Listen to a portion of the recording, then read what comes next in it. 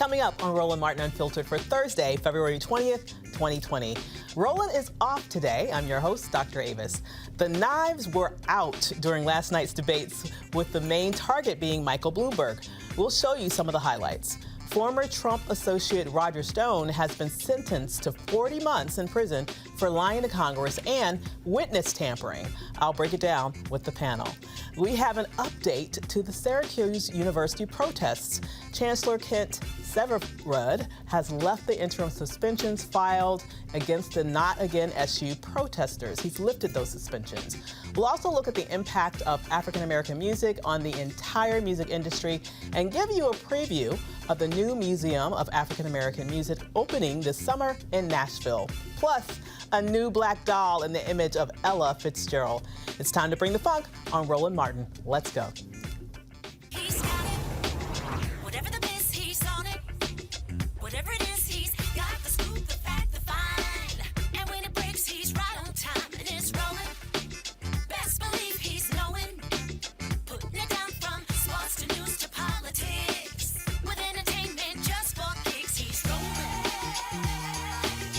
It's on go, roll, y'all. It's Roland Martin, rolling with Roland now. He's funk, he's fresh, he's real, the best, you know he's Roland Martin now.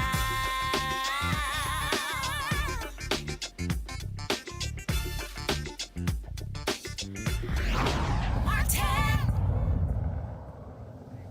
Last night's Democratic presidential debate proved to be the most contentious one so far. Bloomberg made his first appearance. Biden and Warren had a lot to prove. Sanders was Sanders, and Klobuchar, well, she was Klobuchar. Here are some of the highlights. I'd like to talk about who we're running against. A billionaire who calls women fat broads and horse-faced lesbians. And no, I'm not talking about Donald Trump. I'm talking about Mayor Bloomberg. I actually welcomed Mayor Bloomberg to the stage. I thought that he shouldn't be hiding behind his TV ads. I don't think you look at Donald Trump and say, we need someone richer in the White House. Let's put forward somebody who actually lives and works in a middle-class neighborhood in an industrial Midwestern city. Let's put forward somebody who's actually a Democrat. Look. The one thing that I'm really worried about, embarrassed about, was how it turned out with stop and frisk. It got out of control. And it's not whether he apologized or not, it's the policy. The policy was abhorrent, and it was, in fact, a violation of every right people have. I have no tolerance for the kind of behavior that the Me Too movement has exposed. In my foundation, the person that runs it's a woman. 70% of the people there are women. In my company, lots and lots of women have big responsibilities. They get paid exactly the same as men. And I hope you heard what his defense was. I've been nice to some women.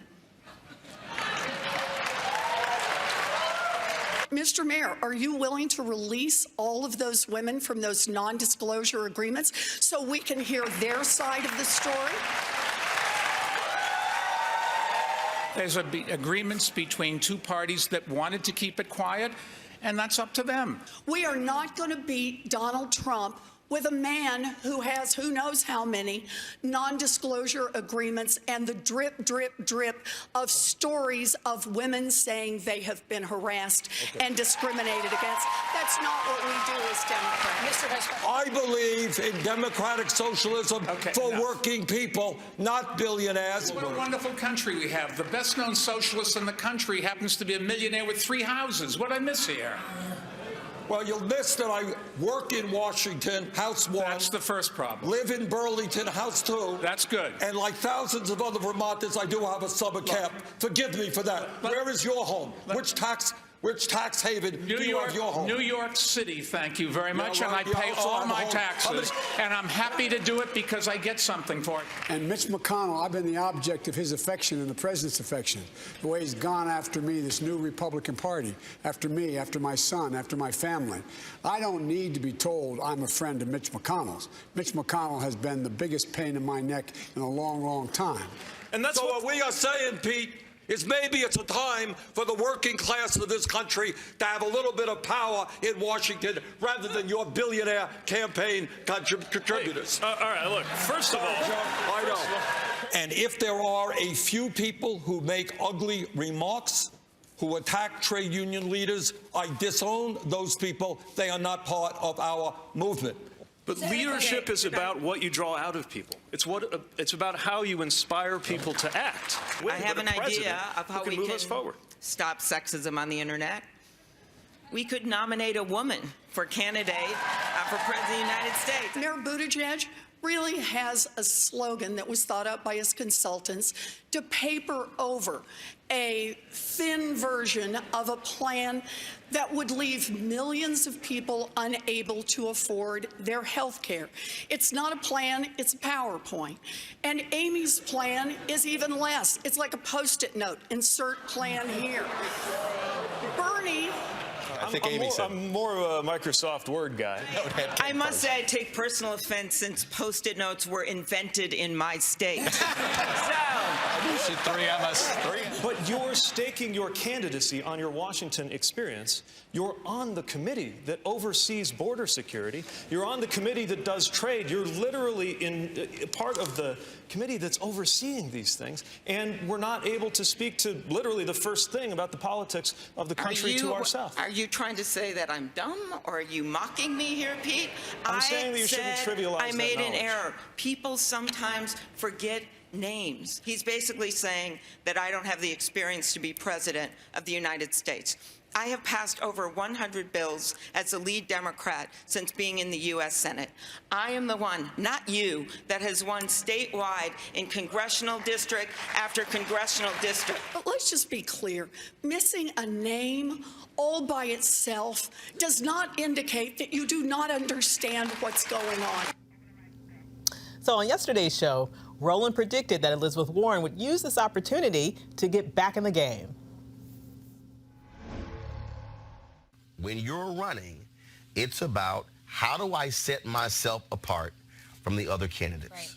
You have Joe Biden, who is dependent upon large donors. You have Pete Buttigieg, who's dependent upon large donors. Again, when you look at what Sanders, how he has been able to rise, when you look at what made Elizabeth Warren, who really became a United States Senator, when you look, it was looking at Wall Street big money interests. That still resonates among lots of people.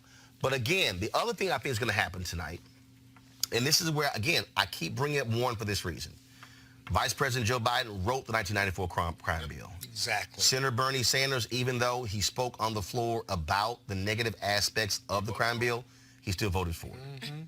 Mayor Pete Buttigieg has his own issues in terms of African Americans in the police department in South Bend, Indiana. Senator Amy Klobuchar has to answer to the questions when it comes to who she's prosecuted. Bloomberg, stop and frisk, redlining comments, housing, homelessness, all of that sort of stuff. Again, the one person who can go after all of them tonight on all of those issues is Warren. She's got the Indian thing and Native American nonsense going on. She drove. Yeah, but that's not. First of all, that's Who gets tested no. for being a That is not. Hold on. No.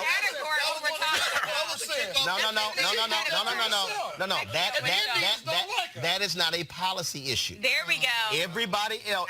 I'm telling you tonight. I'm telling you tonight's debate and Tuesday's debate. I'm telling you right now. Tonight's debate and Tuesday's debate could very well change the fortunes up or down for any candidate. Well, Roland was right. Warren struck a lot of blows to everyone on stage last night, and one of the big ones was to Bloomberg. She shredded him for his treatment of women. Senator Warren, you've been critical of Mayor Bloomberg on this issue. Yes, I have, and I hope you heard what his defense was. I've been nice to some women. That just doesn't cut it. The mayor has to stand on his record, and what we need to know is exactly what's lurking out there. He has gotten some number of women, dozens, who knows, to sign non-disclosure agreements, both for sexual harassment and for gender discrimination in the workplace. So, Mr. Mayor, are you willing to release all of those women from those non-disclosure agreements so we can hear their side of the story?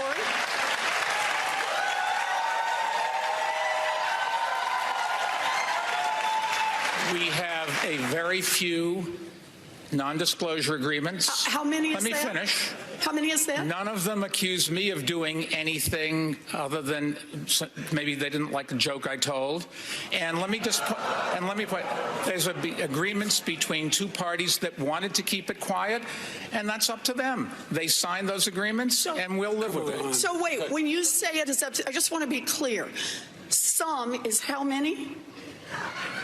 And when you say they signed them and they wanted them, if they wish now to speak out and tell their side of the story about what it is they allege, that's now okay with you? You're releasing them on television tonight? Senator, no. Is that right? Senator, the company and somebody else, in this case, a man or a woman, or could be more than that, they decided when they made an agreement that they wanted to keep it quiet for everybody's interest. They signed the agreements, and that's what we're going to live with. I'm sorry. No, the question is, are the women bound by being muzzled by you? And you could release them from that immediately, because understand, this is not just a question of the mayor's character. This is also a question about electability. We are not going to beat Donald Trump with a man who has who knows how many non-disclosure agreements and the drip, drip, drip of stories of women saying they have been harassed and discriminated against. That's not what we do as Democrats. So the next debate is February 25th in Charleston, South Carolina. Joining me on the panel tonight to talk about last night is Reese Colbert, Black Women's Views, and Erica Savage Wilson, host of Savage Politics podcast. So that was an interesting night, was it not, ladies? Woo, popcorn and wine now. I had a drinking game. Whoever says I'm the one. And I had Amy in mind because she is, I'm the one. Yeah, a little bit moderate. Yeah. Well, you know, and also I'm just wondering, where's your summer camps? Yeah, because I need one of those. I need a summer camp. Yeah, very I one definitely need one of those. Yeah, You did. And then the other thing, too, is that, you know, the conversation is so billionaire. We've not expanded that to be millionaires. Bernie Sanders is not a working class individual. No. Elizabeth Warren. Oh, at all. No. I mean, that they're senators. They're very well taken care of. They'll be well taken care of after they exit. For the rest of their lives. For the rest of their lives. And I think that the one thing kind of like we have to pull back and dial back on this conversation is really there is a real, there is a wealth gap, and that there is not a real relatability to folks who are trying to make it day to day, and folks who are able to afford a third home, having two homes. Well, that's true. But you know what's really interesting is we, you know, if we went backwards, we did used to talk about millionaires and billionaires in the last election cycle. But now all of a sudden we only talk about billionaires. Sip that tea. And you know what we haven't been talking about is poverty. We haven't been talking about homelessness. We haven't been talking about rent. We haven't been talking about a variety of issues. Last night was a great slugfest if you're into people duking it out, but it was so light on substance. I mean, we rehashed the Medicare for All thing. We didn't break any new ground there. We didn't talk about foreign policy that I can recall. No. This was a debate in Nevada. And you had a Latina woman who was from Telemundo, and we barely talked about even Latino issues. Well, Mexico's president. And we talked about that. That was poo-pooed, and Miss Millie. You know, who cares if I don't know the name of the Mexican president? And I thought that was a little disrespectful, how they just kind of like poo-pooed her every time she talked. The moderators had no control whatsoever. It was just a complete shit show, just to be perfectly honest. But the thing about it is that we continue to talk less and less about substance, about what is making the Democrats better than the Republicans. Absolutely, and all that is talking about what makes the Democrats that real differentiator is that you're talking about, didn't talk about things of substance, the census 2020. Yeah. So they just started rolling out commercials this week around it. I've been to summits, but we've not had, and you're talking about poverty as well. I know the Bishop Dr. William Barber, who is a tremendous voice. Right. He is constantly on Twitter talking about the 140 million low wealth and poor folks. And as you said, like that was not brought into the conversation specifically, and homelessness is how that relates to the census. This first decennial census is going to be the first census where it is 80% digital. And so, and you're talking about those communities. We have communities that are on reservations that have P.O. boxes as addresses, things that really do impact the ways in which folks build political power. Those things were not discussed last night. And so when you talk about missing the mark, when you're talking about actually sustaining democracy along with issues, disinformation campaign. Right. You know, Trump rolled out, his team, his re-election team rolled out a tweet, I believe, around, well, listen, you want to click this link so you'll be the first one, so we'll be the first ones to get counted for the census. Like, what kind of shit is that? It does not actually roll out until the middle of March, around March the 12th. There are several different phases of that. So those are the things when we're talking about a big tent party. I agree with you, absolutely, Reese, that those are the things that really needs to be threaded in conversations at that level so that folks that are watching and paying attention and that are really getting involved with democracy now understand that it is important, not just hearing it from us and hearing it kind of around the table, but hearing it at that level. But it seemed to me, honestly, that everybody was in their feelings about Bloomberg. That's really what last night was about. That's what last night was about. It's about, we've been out here for God knows how long, going every damn nook and cranny and we can kind of go to trying to get votes, trying to raise money, and you're going to collude your way up in here in the last minute and just throw bags of cash. And I really feel like there was just this cathartic need to jump them last night. That's what I felt we watched. That did happen. But how many votes did they steal from Michael Bloomberg in Nevada? 0. Yeah, those 36. How many votes did they steal from Bernie Sanders in Nevada? 0. Who has the votes to give? Bernie Sanders. So mission not accomplished. I understand that, a lot of them were releasing. Okay, Amy and Pete, Elizabeth Warren unloaded on everybody. But what you need, if you look at the aggregate polling data in Nevada, 30% is what Bernie Sanders is polling at right now. That's a blowout. Okay, the next person is Joe Biden at 16%. Then you have Pete Buttigieg at 14%, Warren at 14%. So there is a lot of ground to make up in Nevada, and these folks need a win in Nevada. People are thinking about taking out Bloomberg for Super Tuesday. You might not make it to Super Tuesday. Oh, absolutely. And I mean, like, even when they were interviewing folks after the debate, specifically young people, you think about the population of young people that they have in that state, they were not moved. And it was at least 90% of those people were for Sanders. And so Biden actually dropped because he was 17%. So he's actually dropping, so which is not a good sign. And especially when we're looking, as you said, Super Tuesday, we've got, what is it, like 25 states, I think it is? 16 contests. 14. And then American Samoa, the expat folks, expat folks. And so when we're looking at those particular states, 3 out of that whole 14 or that collection have the largest population of African Americans. So if something is not done in between now and by the time we get to South Carolina, you'll probably see some people rolling up because they just don't have a path. And I just didn't see the focus on the fact that you have to survive Nevada.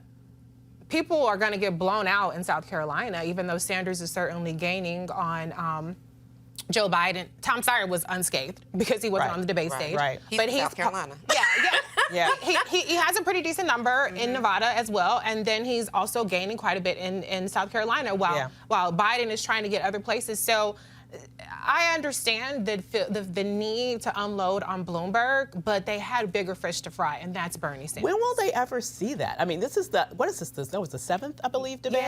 It's interesting to me that how there doesn't seem to be a very good strategy from any of them to really lay a blow. I've not seen one debate where I felt like someone really went for Bernie. How come he keeps falling under the radar? Yeah, I don't know. And then even like with Elizabeth Warren, there was something that she said, but it wasn't to him. Yeah. So there's almost like this gentleman's agreement, so to speak. Oh, yeah. Oh, it's not working out well for them. For none of them. I Yeah. mean, had it not been for Bloomberg pointing out, I think, what a lot of us know around Bernie Sanders not being this revolution leader that he says that he is, I mean, like, I think that may have been the first time that people were like, oh, okay, then, well, you know, there's a reason now that maybe I don't connect with Bernie in the way that I feel like I do. Yeah. But yeah, so that's kind of like, that's really concerning for me because it makes me consider, well, what is it that you all are holding out on?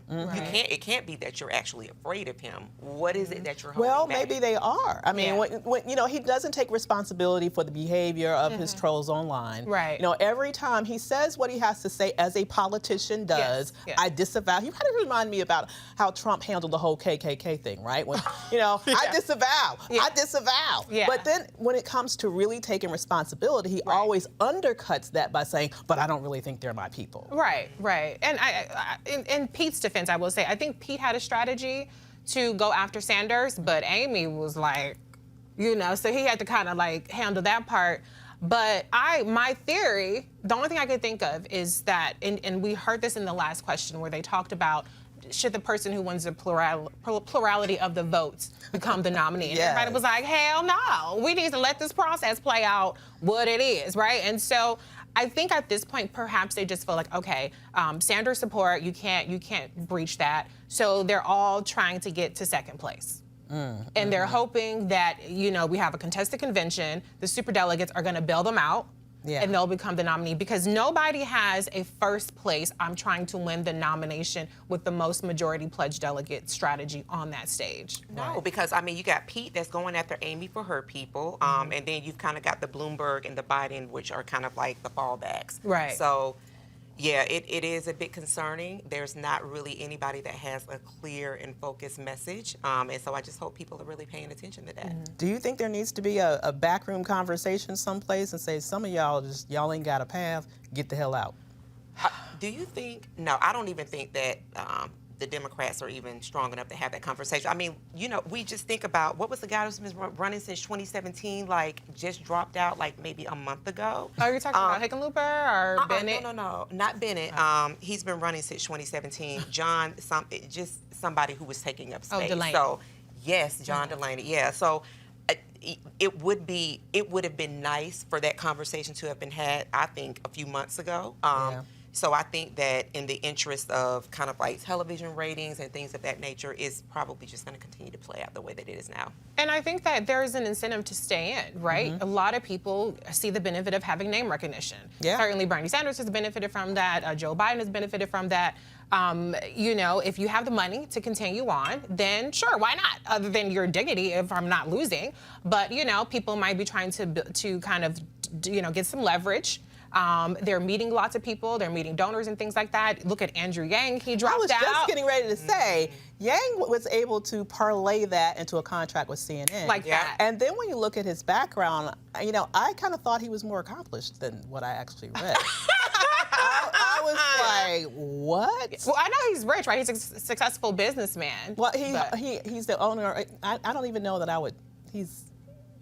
was unimpressed. Okay.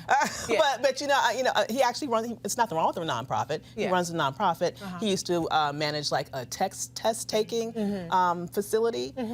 So it's not. I thought he was like this huge big tech guy. He really isn't. Yeah. We could say the same thing for Peter. So it just really, you know, anybody that has the kahunas to run. So right. Absolutely. So we still have a lot more drama to go, ladies. Yes. So we'll be back with more Roland Martin Unfiltered in just a minute. You want to check out Roland Martin Unfiltered? YouTube.com/Roland S. Martin. And subscribe to our YouTube channel. There's only one daily digital show out here that keeps it black and keep it real. It's Roland Martin Unfiltered. See that name right there? Roland Martin Unfiltered. Like, share, and subscribe to our YouTube channel. That's YouTube.com/Roland S. Martin. And don't forget to turn on your notifications so when we go live, you'll know it. Let's join Reverend Dr. Jackie Hood Martin as she engages others to think like a leader. Are you looking to enhance your leadership or that of your team in 2020? Well, you can join her online course and mastermind group, How Successful People Think. She'll be your guide as you learn timeless leadership principles to apply to daily living. The offer expires on February 28th. To register or start the online course, go to www.livetolead.com/Leesburg. livetolead.com/Leesburg. Again, it is it's an online leadership course that you want, and it's called How Successful People Think. And so the deadline is February 28th. And so livetolead.com/Leesburg.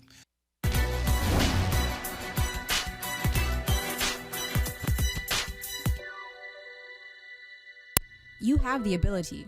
Now apply yourself. Educator Benjamin Mays.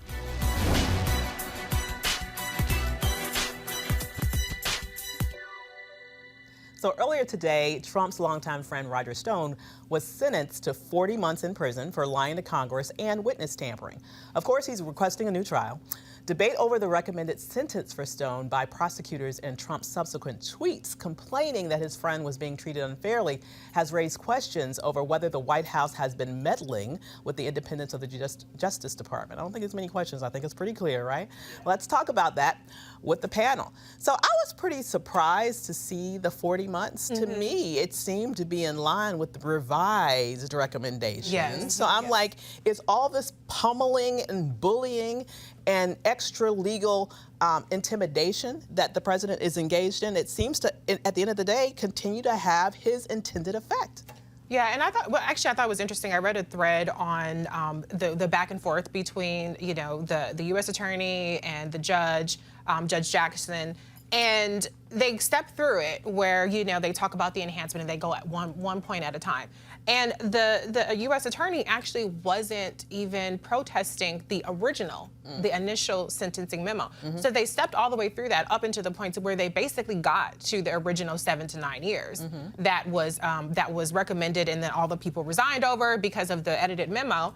But then the judge still, kind of had a little bit of mercy and this, that, and the other. And so she, to me, was always a little lighter on Stone, like even with him doing that Target social media post and things like that. Yeah. So they step through it, but I do realize that, they step through these things when it comes to these white collar, right? And these defendants. But then they always rationalize their way back down. Black men, Latino men, women, etc., we don't get that mercy and that grace. We don't get that provisions. And so that's what I think it just highlights, again, the fact that we have two separate justice systems. Absolutely. Yeah. And highlights privilege, too. And just thinking about who the Attorney General is, the top cop, William Barr. William Barr is arguably a person who has definitely championed Trump's agenda. He's made speeches to say as much. So I think that what this also shows us, and when we're thinking about white-collar crimes, like during this tenure of this regime, have been prosecuted at the lowest rate that it has historically. When we look at all of that and we think about criminal justice reform, and we're thinking about the First Step Act, anything that this regime does is to benefit them. When you think about the clemency, all of the people that were pardoned, and think about the number of people who inflicted harm through white-collar crime. And so they're, kind of like the framing of this, or it looks like, or it could be like, hell no, this is what it is. Trump is using his bully pulpit to benefit him, his friends, and those people that fit the profile, which are largely white men, to accomplish whatever it is that he wants to accomplish. Absolutely. He's letting out all of these people who were found guilty of corruption. Yeah. But I thought he was this big corruption fighter. What happened? Talking about with Ukraine? With Ukraine. I thought, he wanted to fight corruption. Yeah, absolutely not. And just really lowering the bar so that people really, and just like in an authoritarian regime, understand corruption to just be a part of life. And I think that, as you pointed out with Black life, we are very much so accustomed to two justice systems, right? But for this to be playing out collectively in a way and in a position where folks really held on to the White House as being this mythical West Wing type episodic thing, people are really seeing that you get a person that is actually what we know them to be in the Black community. Right. This is daily life for Black folks. Right. This is the shit we've been talking about for centuries and centuries. So I think this is playing out in the way that we understand it to be in Black life, which is privilege always manifests itself. And at the same time, you have Bill Barr out here, you know, feigning that he is so distressed. I don't believe he's that so for a hurt. second. Yeah. Oh, Nope. he's about to resign. Nope. Lies, lies CBS, on top of NPR, lies. CNN, stop running that stuff. Yeah. Stop. To me, that really kind of like furthers the trauma. Right. To even, this man gives speeches on the regular talking about unitary executive theory, where really everything needs to go through the president.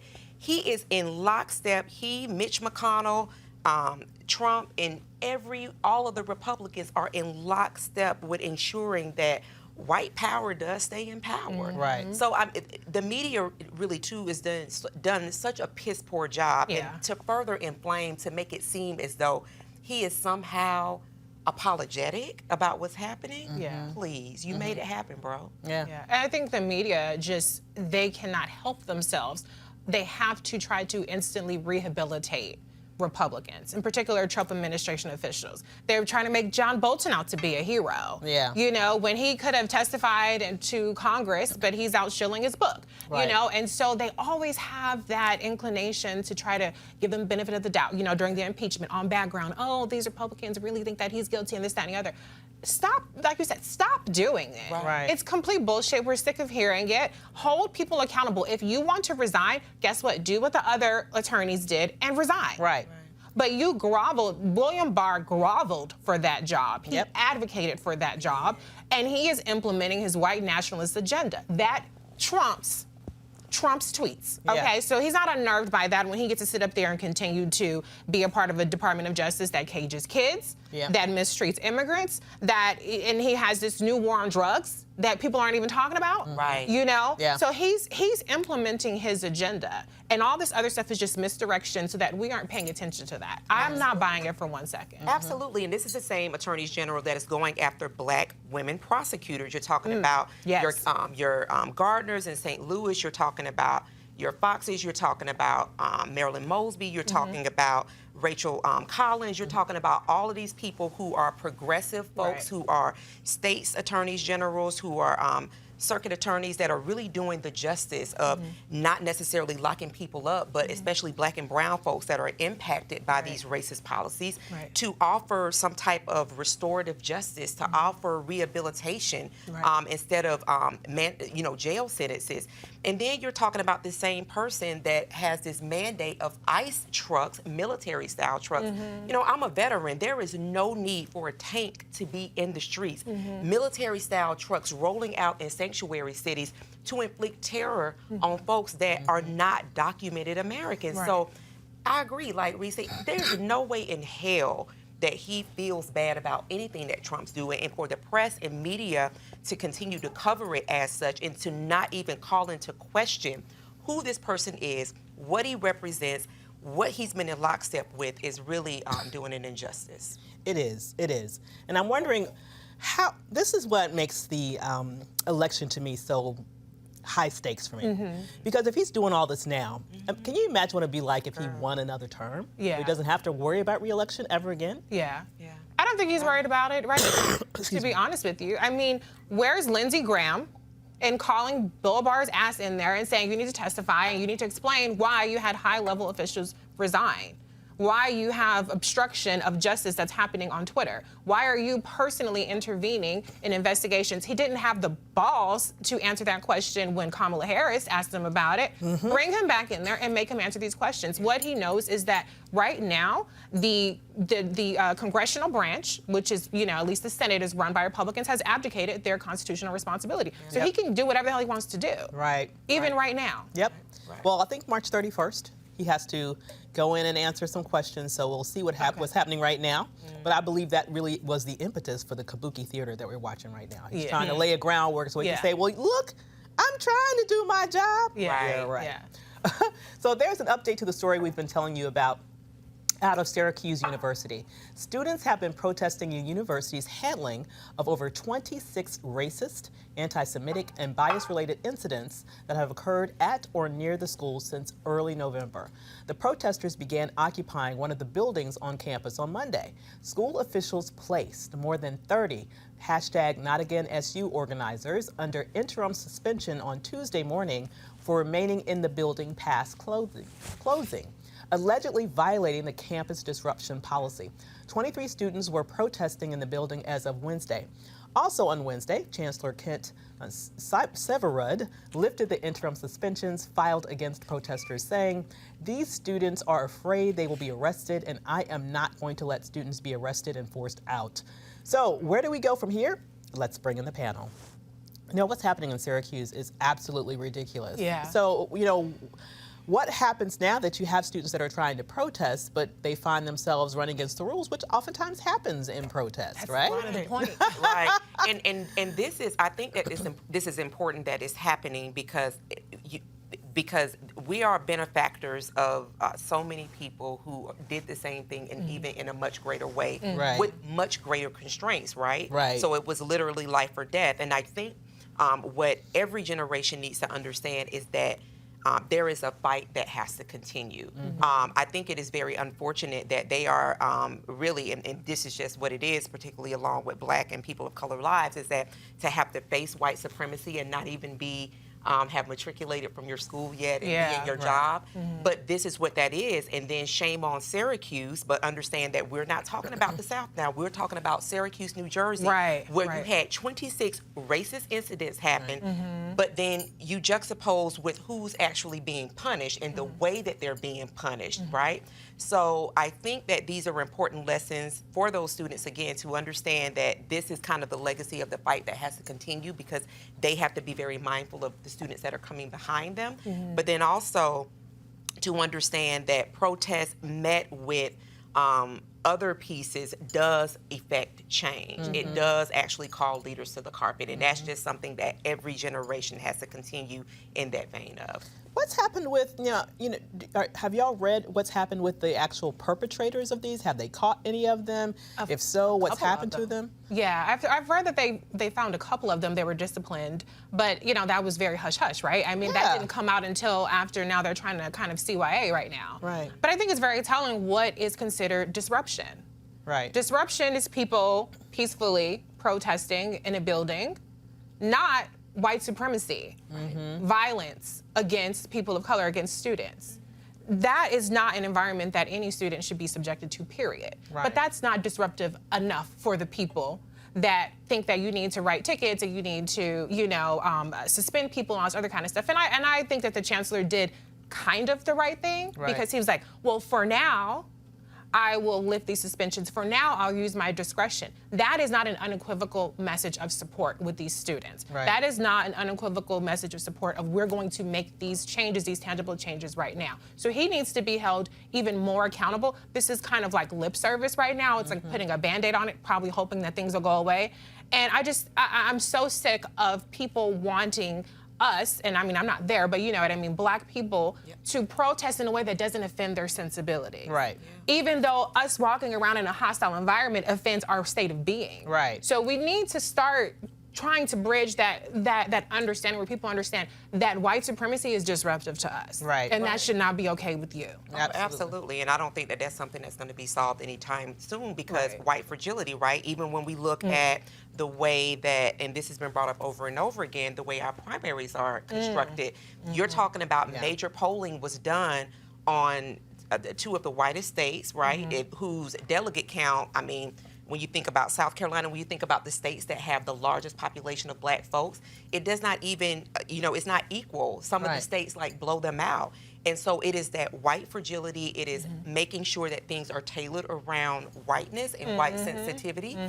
So, for the students, I hope, again, that this is something that they just really kind of understand that as unfortunate as it is, this is actually a part of Black life, and that they are able to really push forward in ways that really do, especially with the advent of social media, does call, attention to what's happening in Syracuse, as I just want to continue to point that out, that this is not something that is regional, that this is something that is all across our nation. Oh, it absolutely is. I mean, we've been having hate crimes, for example, go up in this nation every year since this thing was running for president. So it is something that proliferates our culture, and I'm hoping that the chancellor bears out some real punishment to the perpetrators. Yeah. Because the only way you stop this is you make an example out of people. Yeah. And so I'm hoping that they have enough kahunas to do that. So we're going to take a break. For real, I'm not holding my breath either.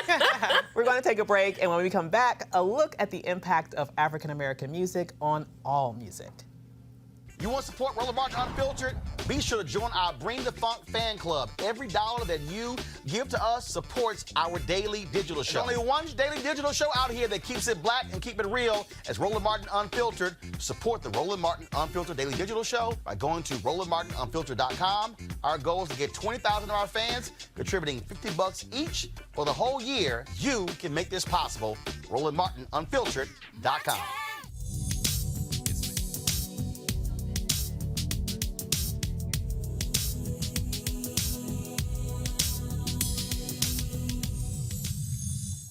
I'm Greg Carr, teach at Howard University, and today, for Black History Month, I'm going to be reading a poem by the first African American to serve as Poet Laureate for the Library of Congress, the great Robert Hayden.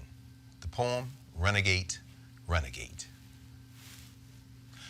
Runs, falls, rises, stumbles on from darkness into darkness, and the darkness thicketed with the shapes of terror, and the hunters pursuing, and the hounds pursuing, and the night cold, and the night long, and the river to cross, and the jack-o'-lanterns beckoning, and blackness ahead, and when shall I reach that somewhere morning and keep on going, and never turn back, and keep on going? Renegade, renegade, renegade. Many thousands rise and go. Many thousands crossing over old mythic north, old star-shaped yonder Bible city. Some go weeping and some rejoicing, some in coffins and some in carriages, some in silks and some in shackles. Rise and go and fare you well. No more auction block for me. No more driver's lash for me. If you see my Pompey, 30 years of age, new breeches, plain stockings, Negro shoes. If you see my Anna, likely young mulatto branded E on the right cheek, R on the left, catch them if you can and notify a subscriber. Catch them if you can, but it won't be easy. They'll dart underground when you try to catch them. Plunge into quicksand, whirlpools, mazes. They'll turn into scorpions when you try to catch them. And before I'll be a slave, I'll be buried in my grave. North Star and Bonanza Gold, I'm bound for freedom, freedom bound, and oh, Susiana, don't you cry for me.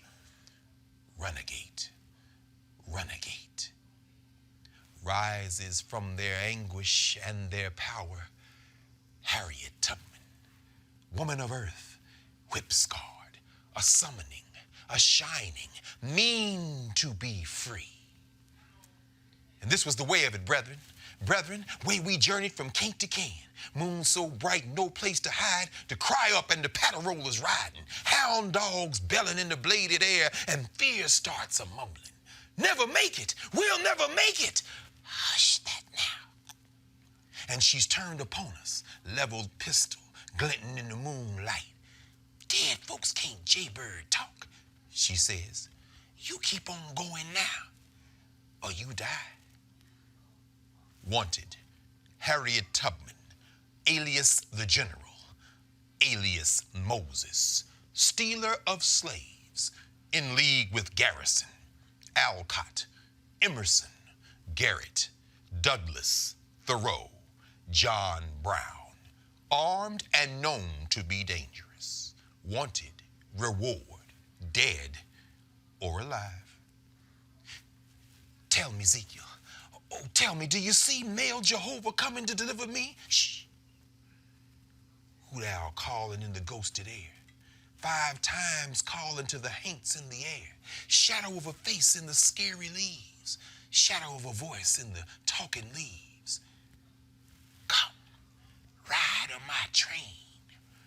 Oh, that train, ghost story train, through swamps and savannas, movering, over trestles of dew, through caves of the wish, midnight special on a sable track, movering.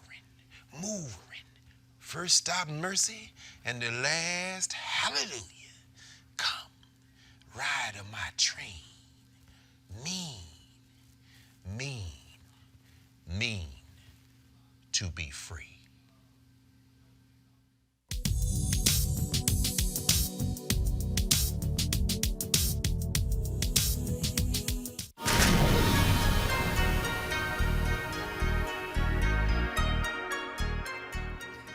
There's no question that African American music has impacted every other form of music in America.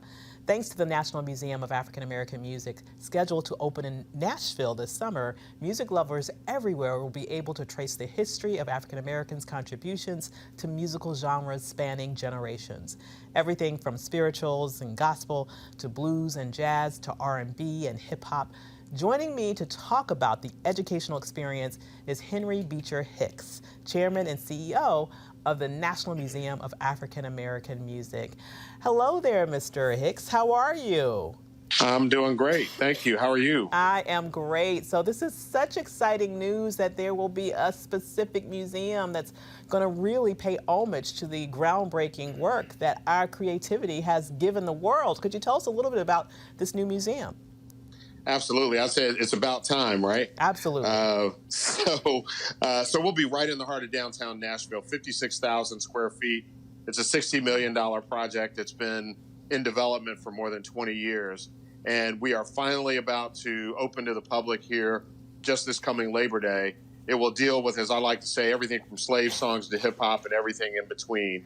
So we'll really tell a story of the African American contribution to American music and culture, starting right at 1619 and then going all the way up through the present day. So whatever your favorite is, whatever your jam is, we'll cover it in the museum.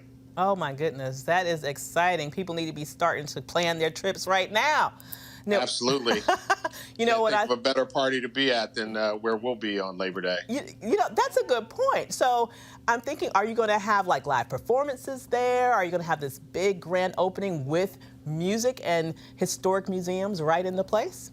Yeah, absolutely. All kinds of events are being planned, and you know we're keeping it just a little bit hush hush at the moment. But over the next few weeks, we'll roll out more details.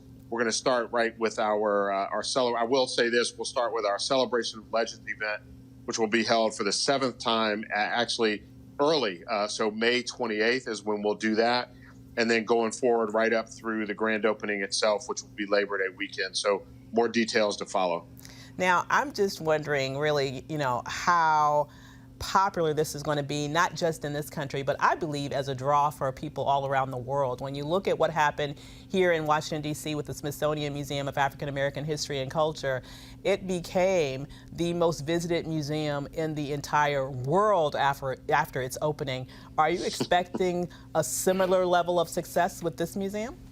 Well, we certainly hope so. I mean, it's really difficult to predict exactly how many people and how popular it will be. What I will say is that last year, 16 million people visited Nashville, and we really think that this museum will be a big addition to the tourism scene. And in particular, we expect that it will draw music lovers from around the country and around the world. Absolutely. And will be one more reason specifically for African Americans to come and hang out with us in Nashville. I completely agree. I mean, I am someone who loves to travel all over, and I don't care where I've been in the world, whether it's Europe, whether it's the continent, whether it's the Pacific, wherever I am in the world, the reflection of American culture that I see is our culture specifically. And and to drill down even more than that, it is often our musical genius that I see reflected everywhere and people seeking to emulate it. And so, you know, when you think about the international impact, it's been incredible. Right. I mean, and that's the story. I mean, one of the things that I think has been, you know, underreported in American culture is just how significant African Americans, roles African Americans play in our culture. And that is specifically true when it comes to music. And there are many, many examples of that.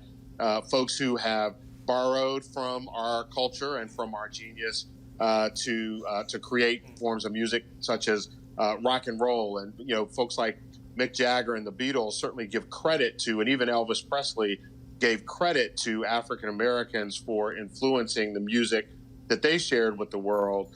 And so that is true across any genre, any period of time. And we really want to make sure this museum really gives the African American creators and geniuses and the credit that they deserve. And so we'll highlight everyone and the excellent contributions they make to music, but especially those African American artists. And the context, one of the things that's important to us in this museum is that we are not focused on genre as much as many museums might be. We really are placing this music, placing this culture in a historical context. So in the 1700s, what was American life like, and specifically what was African American life like? Very different than the way it is today. Mm-hmm. And so that difference comes out in that expression of American life comes out in the music that we share. And so we will make sure that comes through in the way the visitor experiences the music in the museum. Oh, that is awesome. Are there going to be like some hands-on exhibits? Like, can I try to sing when I'm there? You can. In fact, we're expecting that you will and that you'll do great. Yes, there'll be more than 20 interactives through the museum. So we're really trying to make this a modern expression of a museum, a place where, I hope that families of all ages will want to come and to share in the experience of music, but also a place where young people want to come and just hang out, not just when mom or dad brings them to the museum, but where they want to come and hang out and learn and listen and play and have a good time.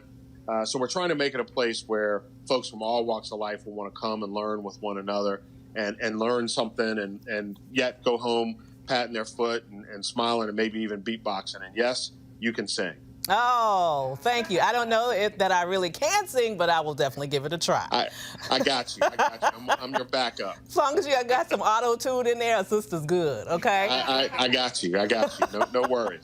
Well, listen, where can we go to find out more about your museum and getting ready for opening?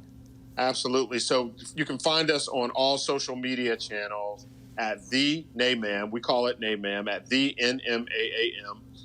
And then you can go to the web at blackmusicmuseum.org, blackmusicmuseum.org, and you can find out all kinds of stuff. And over the next few weeks, we'll be releasing more and more details about exactly what that grand opening will look like.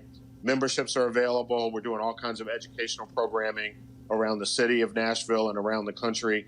And so folks can kind of plug in, see what's going on, and we'll keep you updated. That sounds great. Thanks so much for joining us, and congratulations. Thank you so much. Look forward to seeing you in Nashville. Absolutely. Oh, my goodness. That sounds like so much fun. Yeah, it does. And I'm wondering what the community response is like, with particularly when you're talking about a community like Nashville that's really known. People think about music. Yeah. But, and then, too, to add to that, it really evokes a level of pride because I'm thinking about how people will be able to walk into our experience and see the gentrification in this way. So much of what, and you all talked about it in the interview, so much of what is emulated in different cultures is from the original. And I just always hold true that Black folks are original. We are everything and we are eternal. And so to be able to experience that and have our story told in such an eloquent and profound way, that for me, for the imprint to be on our children and especially as a reminder for our elders that hold this history, I think that is going to be game changing. Absolutely. Yeah. It actually reminds me a lot of the, the National Museum of African American History and Culture, the Smithsonian, the Blacksonian.